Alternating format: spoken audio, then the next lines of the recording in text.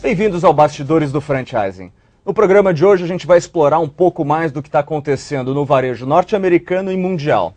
Nós temos representantes da BF que acabaram de voltar da NRF, a 100ª edição, e vão contar para a gente o que aconteceu por lá. Para falar um pouco sobre esse assunto, a gente vai falar com Adir Ribeiro. Tudo bom, Adir? Tudo bem. Obrigado por você ter vindo. Obrigado pelo convite. Quer dizer que essa foi a primeira vez que a gente tem uma comissão oficial da ABF na NRF. Eu acho que foi a primeira vez formal, né, da ABF participando, o que mostra a força do franchising.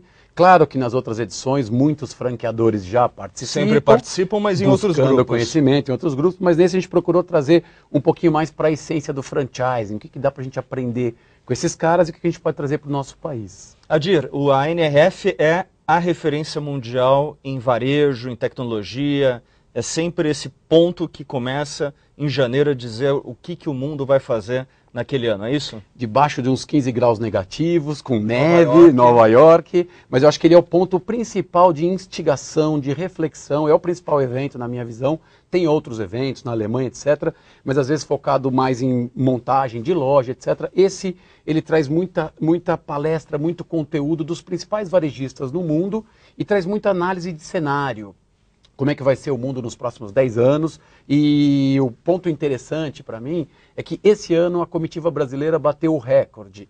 É a maior comitiva internacional, ou seja, além do público americano, 32% dos estrangeiros são brasileiros, né? Sendo 21% o segundo lugar os canadenses, entre 75 países, o que mostra claramente que o nosso país está a toda. As pessoas estão procurando conhecimento. Esse é um ponto também interessante, Pedro. A sensação que eu tenho, participo já tem uns 6, 7 anos da NRF, a distância entre o conhecimento americano e o brasileiro era muito grande. Essa distância está diminuindo cada vez mais. Eu me lembro ano passado que foi o primeiro ano que a gente teve palestrantes brasileiros. Ou seja, deixou de ser aquela coisa, vamos para lá para aprender o que eles têm para falar, vamos para lá e vamos ensinar o que a gente está fazendo. Como é que foi isso? Perfeito, esse ano também teve, o Pão de Açúcar esteve lá, o próprio pessoal da Gouveia estiveram lá fazendo a apresentação do metaconsumidor, do mercado sustentável, o que nos dá muito orgulho, né?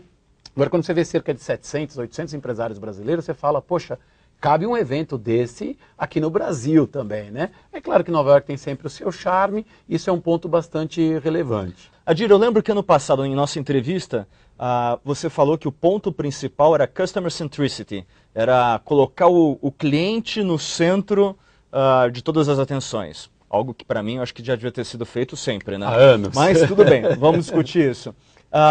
O que mudou do ano passado, ou seja, do cliente no centro das atenções de todo mundo, para esse ano? Eu acho que foi uma extensão desse consumidor no centro para o consumidor empoderado. Hoje o consumidor está com muita informação. Ele consegue, pelas tecnologias móveis, seja internet, smartphones, ele consegue obter muita informação do seu produto, da sua marca.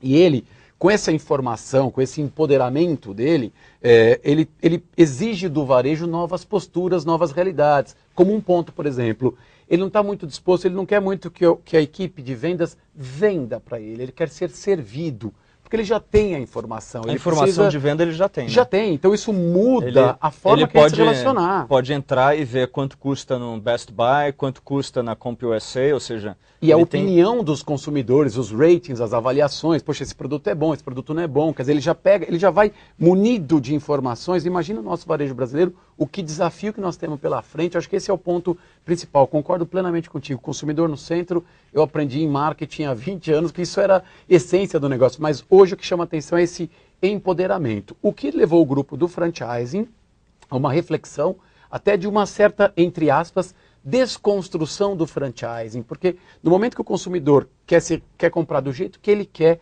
onde ele quer e quando ele quer, há que se rever os canais de vendas, e o franchise é um dos principais canais, de como é que eu vou poder atender essa demanda. Vou precisar ter equipe preparada, eu vou precisar ter os meus pontos de contato, ou touch points, muito alinhados com a promessa da marca, então site, o e-commerce, os catálogos que eu tiver, enfim, tudo isso para proporcionar a tal da One Brand Experience, ou seja, a mesma experiência de marca em todos os pontos de contato, com esse consumidor totalmente empoderado. E como é que você vê essa realidade dentro do franchising brasileiro? Para mim é o X da questão, é o grande desafio. As redes estão fazendo muitas ações, eu participei de muitas convenções esse ano, em 2010, com alguns franqueadores, e vi esses franqueadores apresentando para seus franqueados estratégias de mídia social, uma série de estratégias de comunicação, e o grande desafio que todas essas redes estão passando é como alinhar estes franqueados nessa proposta de marca. Porque é um mundo novo. Um mundo novo, e a One Brand Experience é mais do que a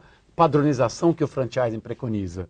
Eu não vejo mais a padronização como elemento fundamental. Eu vejo a promessa de marca sendo suportada, sendo cumprida em todos os momentos de compra. E aí, não vai depender só do franqueado, vai depender do site, dessa estratégia multicanal que esses franqueadores vão adotar. É um bom desafio, viu, Pedro? E com essa mudança de deixar mais poder na mão do cliente, o fator humano toma uma dimensão diferente? Olha, foi um ponto interessante, Pedro. Várias apresentações citaram gente no meio das suas apresentações. Eu tenho uma vertente muito forte para isso, mas isso chamou muito a atenção porque as pessoas foram o grande diferencial até no momento de crise. Vamos lembrar que essa é uma NRF pós-crise, eles já estão se recuperando. 2 anos. 2 anos, tal. Então agora as coisas estão se acomodando um pouquinho melhor, o Natal cresceu um pouquinho mais, o desemprego ainda preocupa o americano, só que o fator pessoas, até por exemplo a Deloitte que faz uma previsão de 10 anos dizendo 3, 4 grandes tópicos, a classe média emergente, os países, o Brasil muito bem na foto,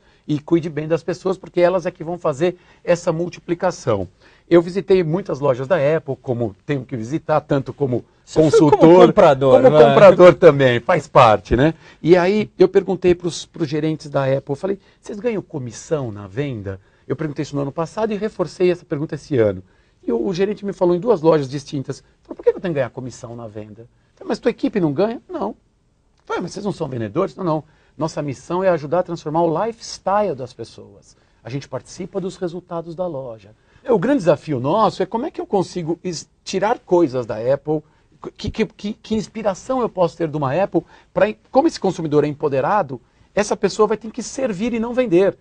Quando eu digo servir e não vender, tem que puxar a venda, tem que ter resultado, a vida dos negócios vive disso, mas para um consumidor diferente, então nós vamos ter que nos preparar muito.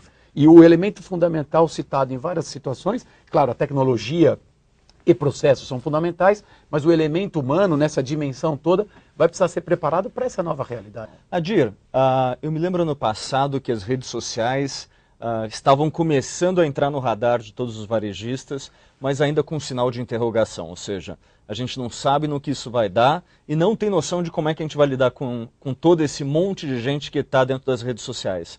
O que mudou do ano passado para agora? A minha visão é que elas se tornaram uma realidade de relacionamento com seus consumidores. Em todas as apresentações foi citado lá Twitter, Facebook, as principais, né? Em todas as apresentações dos palestrantes. Se andando nas lojas, eu tenho várias fotos, vou mostrar na palestra da BF, se andando nas lojas, você vê na porta da loja a logomarca da loja e o símbolozinho do Facebook, o Twitter. Então já significando uma realidade completamente dentro. Algumas visitas que nós fizemos a algumas lojas no grupo da BF, numa delas, por exemplo, veio a diretora de relacionamento de mídia social. Quer dizer, você já tem pessoas olhando para isso, estruturas, cargos olhando para isso, sabendo da importância que tem essa relação. Um ponto interessante, teve uma palestra da Disney que chamou muita atenção. Disney é sempre mágico, né? Eles fizeram um belo trabalho de reformulação das lojas. E o diretor apresentou lá os Twitter, os Facebooks, mas disse, olha, o nosso grande Twitter mesmo são as cartas dos clientes que vêm, como a minha filha, por exemplo, que manda uma cartinha para o Pato Donald, para o Pateta, para o Mickey, então a cartinha à mão. Quer dizer, esse mundo entre a rede social, o digital e o velho e bom papel para uma criança de 6, 7, 8 anos. Olha só que mágico. Mas é uma realidade, não necessariamente como modelo de negócio, mas uma realidade de relacionamento com esses consumidores. Não dá para ficar fora. O ano passado era, não sei onde vai dar. Esse ano é o seguinte, eu não posso estar fora porque as relações já estão extremamente abrangentes. Mas significa que os varejistas estão fazendo páginas no Facebook, estão monitorando o Twitter? Estão monitorando atentamente o Italy, que é um supermercado, restaurante italiano, que foi um grande destaque para a gente na visita. Essa pessoa, essa diretora, diz que eles têm 11 mil seguidores, eles monitoram constantemente, mas não numa ação só reativa para saber o que estão falando da minha marca. A grande sacada é uma ação de planejamento, uma ação onde eu prevejo as coisas, onde eu começo a me relacionar com os meus consumidores e, óbvio, dou resposta a eles. esse consumidor quer integridade, ele quer relevância, ele não quer umas coisas, ele tem a capacidade de ver se a coisa é muito marqueteira, ele percebe isso e ele cria uma certa restrição. Então tem que ser feita de uma maneira muito respeitando esse poder desse consumidor. Sutil, mas efetiva.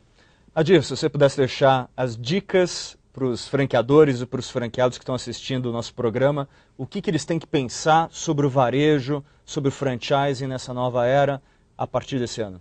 Eu diria duas coisas. Primeiro, tenha controle da informação dos seus consumidores, registre o histórico de compras, porque para você poder planejar alguma coisa, para você conhecer seu consumidor, você precisa registrar essa informação.